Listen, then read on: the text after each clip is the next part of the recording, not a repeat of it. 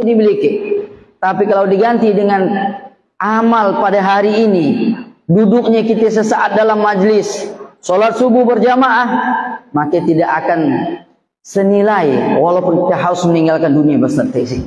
Mudah-mudahan Allah Subhanahu wa taala kekalkan hidayah nikmat yang Allah berikan kepada kita sampai kita dimatikan oleh Allah. Amin ya rabbal alamin.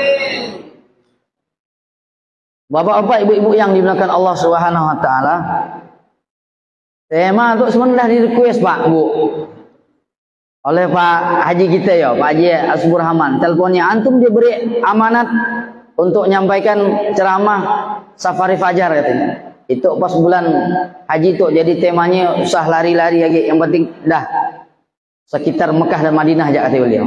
Sekitar WC 3. Baik. Kalau jemaah haji, jemaah umroh, WC 3 itu WC yang top untuk ketemu di sini, nak berpisah pun di sini, masya Allah. Nah, Bapak Ibu yang dimakan Allah Subhanahu wa taala, sebagai orang yang beriman, ya, baik laki-laki, perempuan, orang kota, orang kampung, tanah suci Haramain, dua tanah haram, Mekah wal Madinah, haji ataupun umroh, itu harus ada dalam diri orang-orang beriman. Harus ada di dalam hati-hati orang beriman. Kenapa? Karena kalau seseorang yang mengaku dia beriman kepada Allah Subhanahu wa taala tapi tidak ada kerinduan, tidak ada keinginan, tidak ada azam untuk datang ke tanah yang suci itu, dua tanah suci Mekah dan Madinah, berarti orang itu keimanannya kepada Allah masih dipertanyakan. Betul tak dia yakin kepada Allah bahwa Allah itu maha segala-galanya? Innallaha ala kulli syai'in qadir. Allah itu kuasa atas segala-galanya. Kalau dia masih belum ada keyakinan dalam hatinya, berarti dia belum yakin bahwa Allah lah maha kuasa, Allah yang maha kaya, Allah yang maha mampu. Dan pada hakikatnya kita itu lemah, miskin, tidak mampu. Nah, Bapak Ibu jemaah yang dimuliakan Allah Subhanahu wa taala, itu perlu dipertanyakan. Ustaz, nak berangkat haji umroh itu kan perlu biaya, Pak, Bu, untuk memasangkan keinginan ataupun azam, cita-cita untuk datang ke Baitullah, baik itu haji maupun umroh, itu tidak ada kaitannya dengan harta, tidak ada kaitannya dengan biaya. Hanya baru pasang niat, berazam, berkeinginan.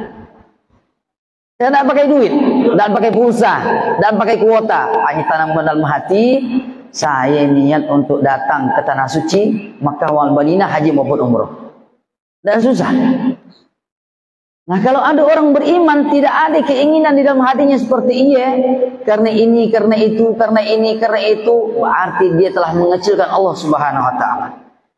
Lihat kocek nih, dia melihat koceknya, oh, mana ada duit, aku pun kerjanya itu hanya mohon maaf tukang beca. Pak, Bu, Masya Allah, berapa hari yang lalu saya datang di Selamatan Haji Pak Faizal Hasan. Pasti kenal Pak ya, Bu ya?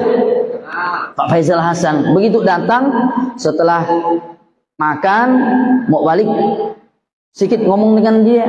Beliau cerita, saya punya kawan katanya. Saya punya kawan, dia tidak daftar haji, dia tidak daftar untuk menjadi pendamping haji, tapi tahun itu oleh Allah diberangkatkan haji. Masya Allah. Gimana ceritanya Pak? Kata beliau, orang tersebut, si Fulan tuh, katakanlah namanya Pak Abdullah, punya kawan di Kesra. Kawannya Kesra nawarkan ke dia, mau tidak kau haji? Kapan? Tahun itu. Gimana caranya? Kalau kau mau, nanti aku mintakan rekomendasi dengan PJ. Singkat cerita Pak, dia berangkat haji tahun itu. Masya Allah. Dan daftar haji, dan daftar menjadi pendamping haji. Oleh Allah dia diberangkatkan tahun itu menjadi pendamping haji. Subhanallah. Jadi tidak ada cerita tentang duit. Belum. Penting tanamkan dulu azam. Kalau kita dah tanamkan azam, keinginan yang kuat, kita akan datang ke Sinun. Nanti terserah Allah bagaimana Allah nak membuat skenario kita untuk sampai ke Sinun. Kadang-kadang kita kan membatasi dulu kemahabesaran Allah Subhanahu wa taala. Mana yang tidak bisa aku ber. Kalau untuk Allah bisa, maka bisa. Maka Bapak, Ibu-ibu yang dimuliakan Allah Subhanahu wa taala. Kenapa sih ke orang tuh Masya Allah, orang beriman tuh berbondong-bondong, berebut-rebut datang ke Sinun. Untuk datang memenuhi panggilan Allah Subhanahu wa taala, untuk haji ataupun umrah. Bahkan Singkawang, saya tanya kawan saya baru-baru dia daftar haji di Bank Kalbar Syariah. Saya tanya, antum daftar haji berapa?